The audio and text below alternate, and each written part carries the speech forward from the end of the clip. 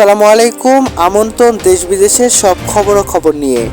আগে জানবো সংবাদ শিরোনাম, তবে এরপর থাকছে বিস্তারিত।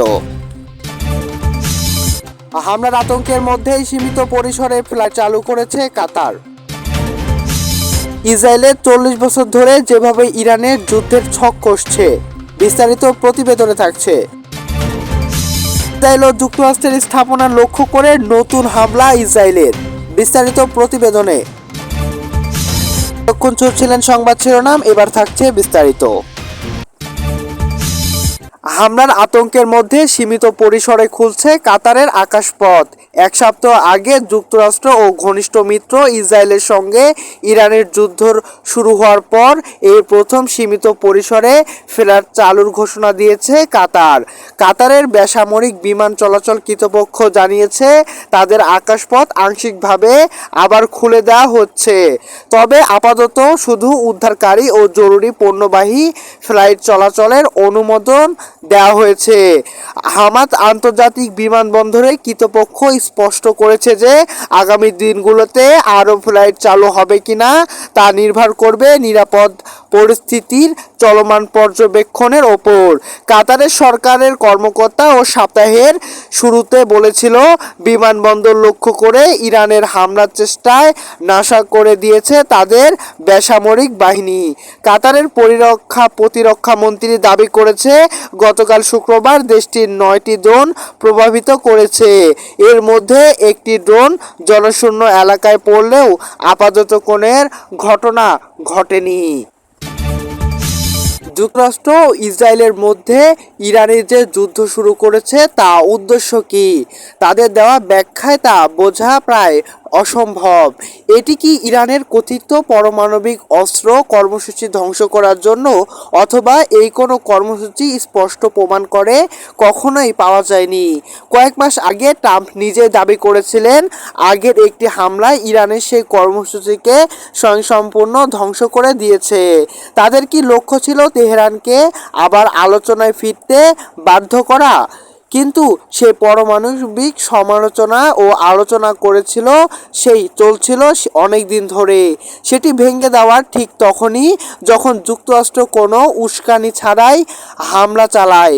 অথবা এখনও এমন কি হতে পারে যে যুদ্ধ উদ্দেশ্য ছিল ইরানকে চাপ দিয়ে আরও ছাড় আদায় করা, কিন্তু হামলায় ঠিক আগ মুহূর্তে মধ্যস্থায়ী ওমান জানিয়েছে ওয়াশিংটনের কঠোর প্রায় সব শর্তই তেহরান মেনে নিয়েছে এবং এটি সমঝোতার হাতে নাগালেই চলে এসেছে। ইসরায়েলের ভয় ছিল যদি ইরানের উত্তর কোরিয়ার মতো পারমাণবিক অস্ত্র অর্জন করে, তবে মধ্যপ্রাচ্য পশ্চিমা শক্তির সবচেয়ে গুরুত্বপূর্ণ সামরিক মিত্র হিসাবে ইসরায়েলের ভূমিকা দুর্বল করে পড়বে। তবে কি বিমান হামলার লক্ষ্য ছিল ইহুদিদের মুক্ত করা? কিন্তু হামলার শুরুর দিক থেকে একটি মেয়ে স্কুলে অন্তত 165 জন বেসামরিক মানুষ নিহত হয়েছে, যাদের বেশিরভাগ ছিল 7 থেকে 12 বছর বয়সী শিশু। নাকি লক্ষ্য ছিল ইরানকে তার ব্যালিস্টিক ক্ষেপণাস্ত্র কর্মসূচি তার ত্যাগ করে বাধ্য করা? অথচ এগুলো ইরানের একমাত্র প্রতিরক্ষা ক্ষমতাবোধ। এগুলো ত্যাগ করলে দেশটির যুক্তরাষ্ট্র ও ইসরায়েলের সম্ভাব্য হামলার মুখে সম্পূর্ণ অক্ষারিত হয়ে পড়বে। ওয়াশিংটন হয়তো ভেবেছিল তেহরানের আগে হামলা চালাতে যাচ্ছে, কিন্তু পেন্টাগনের কর্মকর্তারাই কংগ্রেসে কর্মীদের জানিয়েছে এমন কোনো হামলার প্রস্তুতির গোয়েন্দা তথ্য তাদের কাছে কোনো মিল ছিল না। নাকি লক্ষ্য ছিল ইসরায়েলের শাসন ব্যবস্থা শীর্ষ নেতৃত্বে সরিয়ে দেওয়া, কারণ ইসরায়েলের ইতিমধ্যেই নিহত হয়েছেন ইয়াবে সর্বোচ্চ নেতা আয়াতুল্লাহ আল খামেনি। ইরানের ইসলামী বিপ্লবী গার্ড বাহিনীর আরআইজিসি দাবি করেছে ইসরায়েল ও যুক্তরাষ্ট্রের বিভিন্ন স্থাপনায় লক্ষ্য করে হামলা চালানো হয়েছে। হামলার ভিডিও প্রকাশ করেছে আইজিআরজিজি। প্রকাশিত ভিডিওতে একাধিক ক্ষেপণাস্ত্র উৎক্ষেপণের দৃশ্য দেখা যায়, তবে হামলার সঠিক তারিখ এবং অবস্থান স্বাধীনভাবে যাচাই করা সম্ভব হয়নি। চলমান যুদ্ধ পরিস্থিতিতে বাণিজ্যিকভাবের জন্য অন্তত গুরুত্বপূর্ণ নৌপথ হরমুজ প্রণালীতে বন্ধের কোনো পরিকল্পনা নেই বলেও জানিয়েছে ইরানের বেসামরিক বাহিনীর একজন মুখপাত্র। ইরানের রাষ্ট্রীয় টেলিভিশনে মুখপাত্র এই বক্তব্য প্রকাশ করেছেন। তবে নাম প্রকাশ না করলেও ইরানের এই মুখপাত্র বলেন, হরমুজ প্রণালীতে বন্ধ না হলেও সেখান দিয়ে যুক্তরাষ্ট্র ও ইসরায়েলের সঙ্গে সাম্প্রতিক জাহাজ চলাচল করতে গেলে সেটাকে নিশানা বানানো হবে।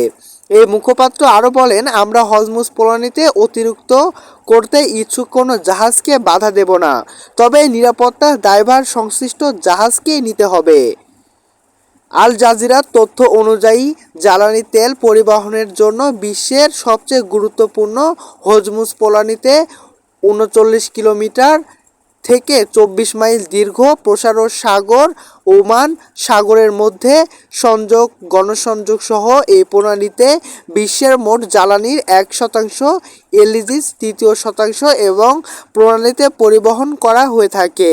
ইরানের ওপর যুক্তরাষ্ট্র ও ইসরায়েলের চলমান যৌথ অগ্রাসন এবং তেহরানের পাল্টা জবাবের কারণে বিশ্ব বাণিজ্যের জন্য গুরুত্বপূর্ণ এই নৌপথ বর্তমানে কার্যকরত বন্ধ রয়েছে।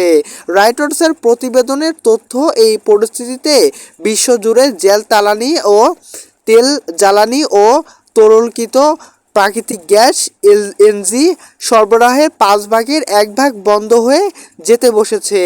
জ্বালানি পরিবহনের গুরুত্বপূর্ণ পথ। জ্বালানি তেল পরিবহনের জন্য বিশ্বের সবচেয়ে গুরুত্বপূর্ণ হরমুজ প্রণালী ৩৯ কিলোমিটার থেকে ২৪ মাইল দীর্ঘ প্রসারিত সাগর ওমান মধ্য সংযোগ তৈরি করেছে। এই প্রণালী বিশ্বের মোট জ্বালানির 1% এবং ষষ্ঠ এলএনজি এবং 3/4 পণ্য দিয়ে বহন করা হয়ে থাকে এই বন্দরগুলো দিয়ে। ইরানের হয়ে লড়ছে ইরাকের সশস্ত্র গোষ্ঠীগুলো, যুদ্ধ কি প্রভাব পড়বে? বিস্তারিত থাকছে।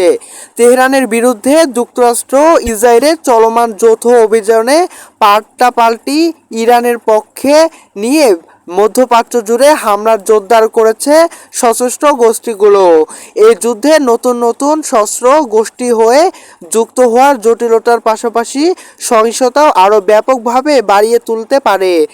ইসরায়েল ও যুক্তরাষ্ট্রের লক্ষ্যবস্তু করে ইরানের সশস্ত্র গোষ্ঠীগুলো নেটওয়ার্কে তাকে অনেকটাই গোপন এবং লড়াইয়ে ইরাকের একটি প্রধান ক্ষেত্র হিসাবে অভিহিত হয়েছে। গত ২৮ ফেব্রুয়ারি যুদ্ধ শুরু হওয়ার পর থেকে ইসরায়েল ও জর্ডানের খোদ ইরানে থাকা মার্কিন ঘাঁটিতে লক্ষ্য করে কয়েকটি ড্রোন হামলা চালায় ইরানের সশস্ত্র গোষ্ঠীগুলো। সম্প্রতি দিনগুলোয় তারা উত্তর ইরাকের কুর্দি, অকুর্দি এবং সহিংসশাস্তির অঞ্চলে ইরানি গোষ্ঠীগুলোর অবকাঠামোর ওপর হামলা চালিয়েছে। বিশ্লেষক এবং আঞ্চলিক গোয়েন্দা সংস্থার সর্বাধিক ঊর্ধ্বতন কর্মকর্তার মতে, ইসরায়েল এবং যুক্তরাষ্ট্রের বিমান হামলা এবং স্থল থেকে বাহিনীর অভিযান চালিয়ে ইরান থাকা ইরানগাহী গোষ্ঠীর সঙ্গে কমানোর চেষ্টা হয়েছে। সম্প্রতি ইরানের অ্যান্ডিক বিমানবন্দর মার্কিন ঘাঁটিতে হামলার দায় স্বীকার করেছে ইরান সমর্থিত বেশ কয়েকটি গোষ্ঠী। জর্ডানের বিভিন্ন লক্ষ্যবস্তুকে ইরানের পশ্চিমবঙ্গের মরুভূমি থেকে ড্রোন এবং ক্ষেপণাস্ত্র ছড়া হয়েছে। কুয়েতেও ছাড়া হয়েছে একটি ক্ষেপণাস্ত্র। ২০০৩ সালে মার্কিন নেতৃত্বাধীন আগ্রাসন এবং যুক্তরাষ্ট্র তার মিত্র এবং ইরানের মধ্য দিয়ে ছায়াযুদ্ধ ক্ষেত্রে পরিণত হয়েছিল ইরান। তবে দেশটির বর্তমান নেতাও এই নতুন সংবিধান জড়িয়ে পড়ার এড়াতে চাইছেন। ইরাকের সংশ্লিষ্ট এবং শিয়া সম্প্রদিত একটি সশস্ত্র বাহিনী গোষ্ঠীর সদস্য নিয়োগ হয়। তারা ইরানের ইসলামিক মেমোরিয়াল গার্ডেন কম্পিটিশন আরআরজিসি ঊর্ধ্বতন কর্মকর্তাদের নির্দেশ মেনে নিয়েছে। অঞ্চলগুলোতে ছায়াযুক্ত তীব্র লক্ষ্য এবং মঙ্গলবার ওয়াশিংটনের কর্মকর্তা ইঙ্গিত দিয়েছে তার ইরানি ক্রুদেশন সংগঠিত এবং কথা ভাবছেন তিনি। সম্ভবত ইরানের উত্তর পশ্চিম অঞ্চলে আক্রমণের উদ্দেশ্যে পদক্ষেপ নেওয়া হতে পারে।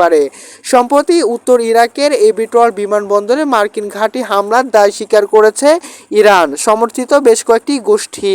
এছাড়াও জর্ডানের বিভিন্ন লক্ষ্যবস্তু ইরানের পশ্চিমবঙ্গ এবং মরুভূমি থেকে ড্রোন এবং ক্ষেপণাস্ত্র ছোড়া হয়েছে। অন্যদিকে দক্ষিণ অঞ্চলের সশস্ত্র গোষ্ঠী কুয়েতে এই ক্ষেপণাস্ত্র ছুড়েছে। ইরান এমন সম্প্রত ড্রোন ব্যবহার করছে যে সেগুলো এত দূরের গাড়ি যে ইসরায়েল থেকে আসা সম্ভব নয়। গত বছর ইরান ও ইসরায়েল ইসরায়েলের মধ্যকার যুদ্ধে, আর ঠিক এতটাই দেখছিলাম এটি ইঙ্গিত দেয় যে মাঠে কোনো গোপন অভিযোগ চলছে, সেখানে ব্যাপকভাবে ছায়াযুক্ত হচ্ছে। গতকাল বৃহস্পতিবার সশস্ত্র গোষ্ঠীর একটি যৌথ বিবৃতিতে ইউরোপীয় দেশগুলোর একটি যুদ্ধ না জড়ানোর হুমকি দিয়েছেন, হুঁশিয়ারি দিয়েছে তারা। একই সঙ্গে ইরান এবং অঞ্চলে থাকা ইউরোপীয় বাহিনী ঘাঁটি গোষ্ঠীর ওপর হামলার হুমকি দিয়েছে। ইরানের রাষ্ট্রীয় গণমাধ্যমের ইরাকি নিউজের এজেন্সি জানিয়েছে, ইরান ইরাকের বসতি এবং প্রতিবেশী একটি দেশে ক্ষেপণাস্ত্র ছড়ার থেকে নাশকতা এবং এর ক্ষেপণাস্ত্র একটি ভ্রাম্যমাণ লক্ষিত জব্দ করেছে নিরাপত্তা বাহিনী।